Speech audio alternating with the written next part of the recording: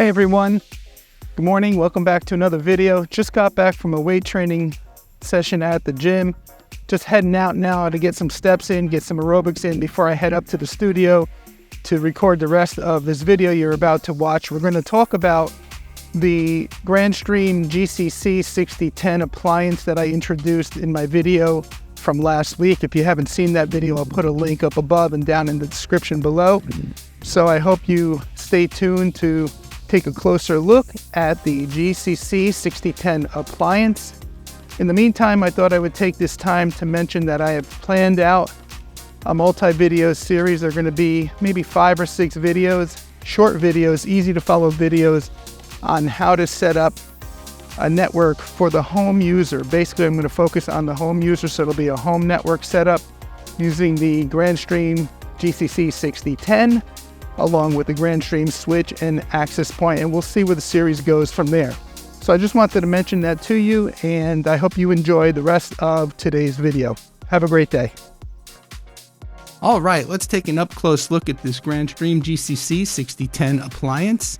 I made reference in my last video to the size of this device to that of an EdgeRouter X SFP.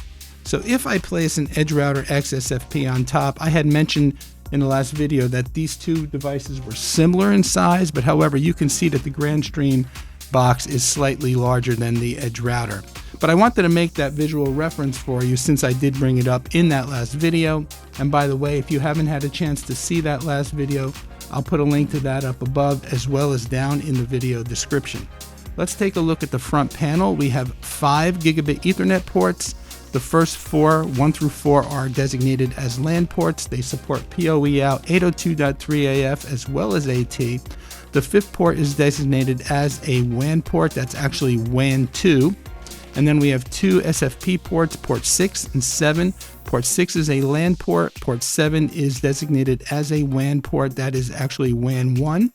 And both of these ports can be set to either 1 gig or 2.5. Out of the box, they are set to 2.5 gig, but that's nice that you can user define those ports.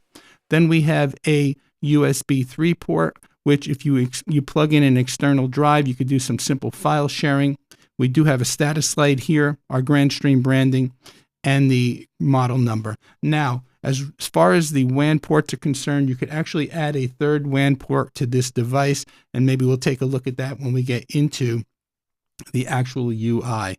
Taking a look at the back panel from left to right, we have a 48 volt DC in port, a reset hole, a micro SD card slot. Now, I'm not sure what that micro SD card slot is for, but if you know, put it down in the comments. In the manual, it just says that it's an auxiliary slot. We have a plastic clip for wire managing your power cord. We have a Kensington lock, and then we have a grounding lug. The sides of the units on both sides have holes for venting, and then on the bottom of the unit, as you can see here, you have your information, your model number, your serial number, etc., your MAC address. It also has the initial password for logging into the device. You have 4 feet if you just want to keep this on a desk or on a shelf, and then you have the options of wall mounting as well. So what we're going to do now is take a closer look at some of the features. We'll do a real quick scan of the feature page, and then we'll get into the UI. All right, I just want to take a quick look at the technical specifications for the GCC6010. You can see the network ports. It says 2 times 2.5 gigabit SFP ports and 5 gigabit Ethernet ports. But the thing is, it says all ports WAN LAN are configurable, and you can add that 3rd WAN port as well. You can see it says max 3 times WAN. Then we have the auxiliary port. You can see the micro SD port is listed under auxiliary. Again, I'm not really quite sure what the use case for that is. Obviously, the USB port, we know you could do some file sharing, and the reset port, we know what that's for. But again, if you know what the micro SD card slot is going to be used for, or if you have an idea, let me know down in the comments. I would love to hear from you. Memory-wise, it supports 2 gig of RAM, 32 gig eMMC flash. Then router 2.5 gigabits per second. The IPsec VPN throughput is 1 gig per second. Again, the IPS 900 megabits per second. Now, I believe Willie did a video and did some speed testing to test this, so check that out. I'll put a link up above to that video if you haven't seen it. The PBX we talked about in the last video, that it can support up to 12 users and it can be upgraded if you need more than that. Mounting we talked about in the up close look. It's made out of metal. Connection type, we have DHCP, static, IP, PPP, OE, PPTP, and L2TP. Here are all the network protocols, the QoS. We know Grandstream is big on supporting QoS right out of the box. Then we have our firewall features, and then here is a list of all of the different VPNs that are supported. By the way, I'll put a link to this document down in the video description if you want to check it out more for yourself. Then we have our network management options using the web UI, the GDMS, and etc. console, telnet, whatever your preference is, it's available.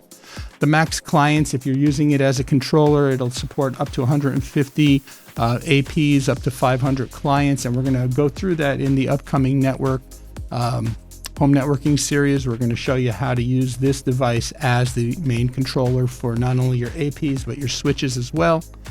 And then we have some other specifications, and then it gets into the GCC6010W, which is a wireless version of the GCC6010. However, the form factor is quite different. It doesn't look like the GCC6010. It looks almost identical to the Grandstream 7062 Wi-Fi router. Again, I showed that in my last video. All right, enough with the technical specs. Let's jump into the UI now.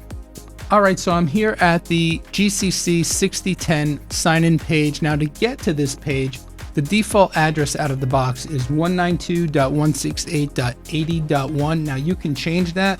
Let me get signed in so I could walk you through the interface. I've already changed my password. I've been exploring this device for a couple of days now, so I've gone through the setup wizard and all of that. When you get signed in for the very first time, before you could manage the device, you're presented with a change password screen, which is a very good feature that Grandstream supports. It forces you to change your password before you can do anything in the device. I've already done that, and I've already gone through the setup wizard. However, you could always go back to the setup wizard if you want. It's just located here under the admin dropdown. You have a couple of choices. You can see your account settings. You can see your language settings. You could change your language if you so wish. You can reboot the device from here, and then you could also select your setup wizard. So if I click on that, you can see it brings up a 3-step setup wizard. Now, I've already gone through this, so I'm going to exit the wizard, but this is what you're presented with when you first initially log in to the device, change your password right out of the box.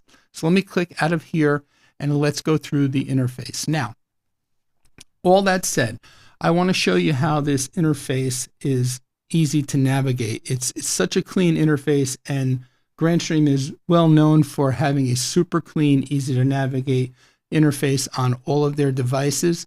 So we're going to start from the very basics. I'm going to focus primarily on the areas that are pertinent to home users. If you want to see a more extensive, in-depth overlook of the Grandstream interface, we're covering more of the complex networking items. Then I'm going to link to a video that Willie did when he did his first look at this device. I'll put a link to that video up above as well as down in the video description. We're going to cover the areas that are going to be pertinent to home users because that's what we're going to focus on the home networking series. It's going to be a series of how to get from having no network to a complete secure network built upon Grandstream products. So up at the top, we have menu items.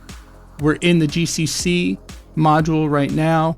If we click on the networking module, you can see the page changes. The left menu options change. If we click on the firewall module, the page changes. The left menu options change. And if we click on the networking nodes, you can see the page changes. It gives you a bunch of statistics. And we also can see that the left menu option has changed. So let's go back to the GCC6010 module.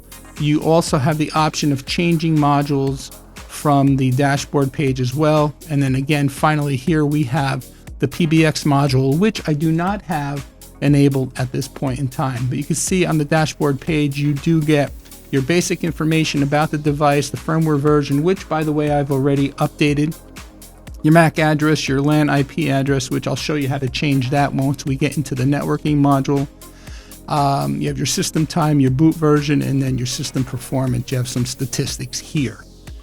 That said, let's move to the next item in the menu, which is your topology page. You can see all of your infrastructure devices that are connected to the GCC6010. I have a 7801P switch connected. I call it test switch that I've been exploring the GCC6010 with this week. I've connected the 7801P, and I also have the Grandstream GWN7665 Wi-Fi 6E access point. So I've been playing around with the GCC6010, diving in, trying to learn its features, trying to prepare for the home networking series. All right, moving over to the system settings, you have your basic settings, you have your manager server settings, you have your security settings, web access, SSH access. You can create different users to manage the device. You have your email settings, your SMS settings, your PBX upgrades. Now, this is a full-fledged working PBX built within the GCC6010. You can have up to 12 extensions, 4 concurrent calls, and that's pretty sufficient, especially for a home user. Heck, I run a business on a Grandstream UCM6302, and I don't come close to meeting this criteria. So, but if you want, you do have the option. You can upgrade the PBX to have more users and more concurrent calls. But this is not going to be part of the home networking series. We may do the PBX as a bonus series just to see how a home user would take advantage of having the phone system built right into their own appliance. So we'll see how that goes. Under maintenance, we have the ability to upgrade via the online upgrade, via the network, or even doing a manual upload of the firmware file. We can do backup and restore. We can do a factory reset. And then again, here we have our notification settings. So that's a quick look at the GCC6010 module. Let's go into the networking. You can see the page changes. It tells you here, I am not connected to the internet. I do not have a WAN connection into the router yet at this time, but I do have my internal devices connected to it.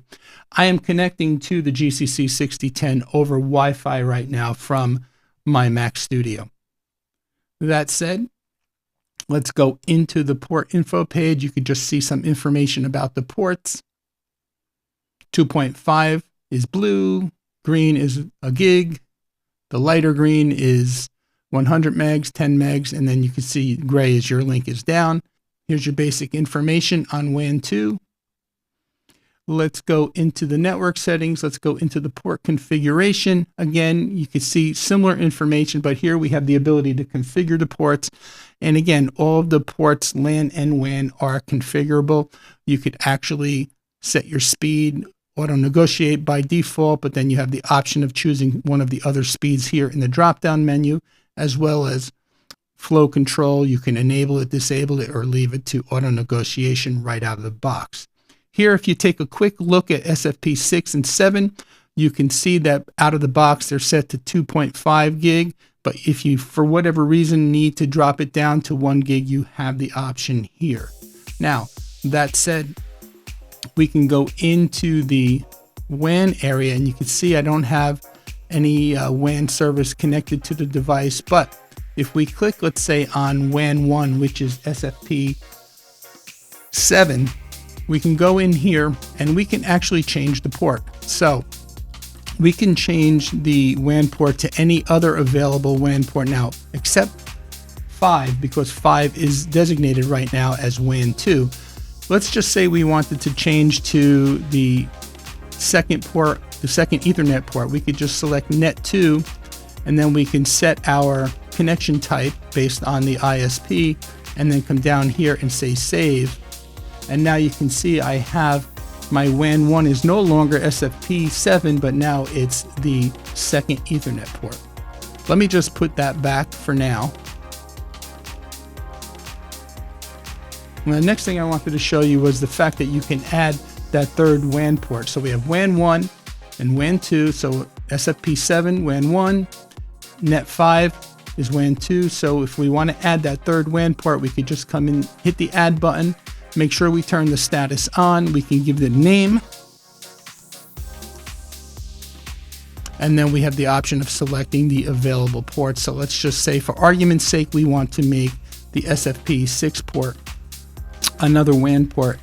Again, we need to set the connection type here from the drop-down menu, finish configuring it, and then hit the save button. And now you can see we have 3 available WAN ports, and we can no longer add any more. That's it. The device is maxed out at 3. Again, let me just put this back for now. And let's move on to the LAN area, because this is where we're going to primarily be working in the first couple of videos in the home networking series. So you can see here the default VLAN is 192.168.80.1. If you wish to change that, just click the edit button and then come in here and you can set your IPv4 address to whatever subnet that works for you. You can set your range here, make sure you have your DHCP service on, and then pretty much save your changes. Now I've added an IoT VLAN and a guest VLAN, and we're going to show you how to do that in the home networking video series. Okay, moving down, let's go take a quick look at network acceleration. Now, out of the box, network acceleration is enabled. I have it disabled because I've been playing with different features on here. I've been playing with the web content filtering and the application filtering. So in order to take full effect of those options, you have to have hardware acceleration turned off, because they don't go into effect if it is in fact enabled. So that said, I have it turned off, and that's pretty much what I want to cover as far as the networking module. I mean, here are all the VPN settings. If we ever, decide to do videos on getting the VPN set up, we'll be working in here, but I'm not going to cover that in the home networking series initially. We have our traffic management. I do cover bandwidth throttling, so we will be working in the traffic management area. I don't cover access control, but there is a safe search, and then you have your external access. You have your DDNS options here. So if you wanted to add DDNS, you could see all of the different dynamic DNS services that are available, but again, not something we're going to cover in that video. You have your port forwarding area here, maintenance, and then finally your system settings, certificates, file sharing. If you were to plug in that external hard drive, then this is where you would set up your file sharing. However, we're not going to cover that. Let's move on to the firewall tab. Okay, so here though, we are going to work in the firewall policy tab, and we are going to work in the inbound rules. Now there are a whole bunch of default rules, and then I have some user-defined rules that I made down here to help secure the network. We are going to work in the content control area under web filtering. You can see I have web filtering turned on. You have URL filtering and URL category filtering. So we're going to talk a little bit and show that in the series. You have application filtering, and I typically would not talk about SSL proxy in a basic home networking series, except that I do have it turned on, and I did create a self-signed certificate, CA certificate, so that I can use it in conjunction with the web content filtering, because it requires it, and it just makes the content filtering and the application filtering work much more smoothly. All right, so then finally, let's take a look at the network nodes, and here's where you would adopt your APs and you would adopt your switches and manage them. So for example, under AP management, you can see here I have paired a GWN 7665. We're going to go in, we're going to learn how to set the IP address of the device, and then under here we're going to learn how to create the SSIDs for the network. You could play with your radio settings here. We're not going to do anything with mesh or block list. And then under switch management, We're going to learn how to pair a switch. Again, I have the 7801P paired. We're going to learn how to change the name of the device and how to also set the IP address, as well as manage the switch and set the different ports to the different VLANs. And again, under configuration, there are some settings here that you could push out to all of your switches. You could create your port profiles. And again, we'll get into all of that. And then here you could see your clients that are connected or were connected. You can see that the Mac Studio is currently connected, but these other devices were connected and no longer are. And then we do have a captive portal, but we're not doing anything with that in the home networking series. So that is a quick look at the GCC6010 user interface. Again, it's super clean. We are going to focus primarily on the home user. Now, I'm not going to get deep into each area. They're going to be quick, short videos to follow that's going to get you from point A to point B and get you thinking about things. And if you want to learn more about the science of how it all works, the science behind VLANs and the science behind some of the networking items that we're implementing, hopefully going through the series will intrigue you or spark a desire to have you want to learn more of how it works behind the scenes. And there's plenty of content out there on the tube. So in any event, I hope you enjoyed this. Let me know what you think about the first look of the Grandstream GCC6010. Put your comments down below in the underneath the video. Let me know. Please consider subscribing if you like the content, and if you'd like to see more and learn more about the Grandstream products, please click the video on the screen.